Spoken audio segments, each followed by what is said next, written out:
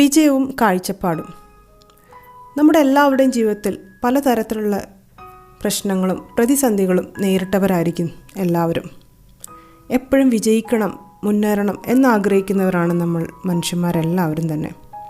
ഓരോ പ്രശ്നം വരുമ്പോഴും എത്രയും പെട്ടെന്ന് അത് തരണം ചെയ്യണമെന്ന് ആഗ്രഹിക്കുന്നവരും.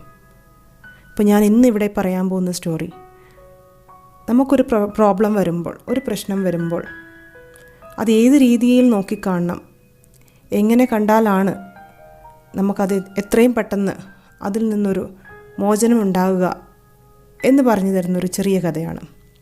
This is Rupna from Adora in free. Welcome back to our channel.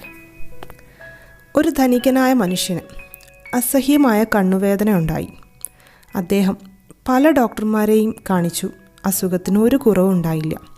കുറേ മരുന്നുകൾ കഴിച്ചുവെങ്കിലും വേദനയ്ക്ക് പച്ചനിറമാക്കേണ്ടതുണ്ടോ?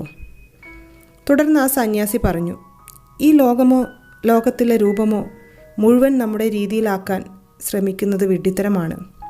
പകരം സ്വയം മാറാൻ ശ്രമിക്കുക. നമ്മുടെ കാഴ്ചപ്പാടാണ് മാറ്റേണ്ടത്.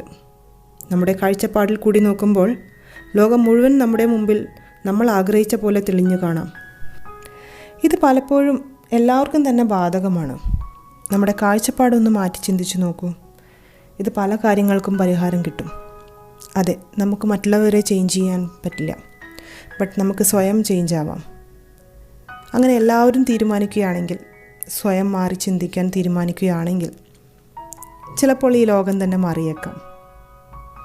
സോ നെക്സ്റ്റ് ഒരു നല്ല വീഡിയോ ആയിട്ട് വരുന്നവരെ ബൈ ബൈ.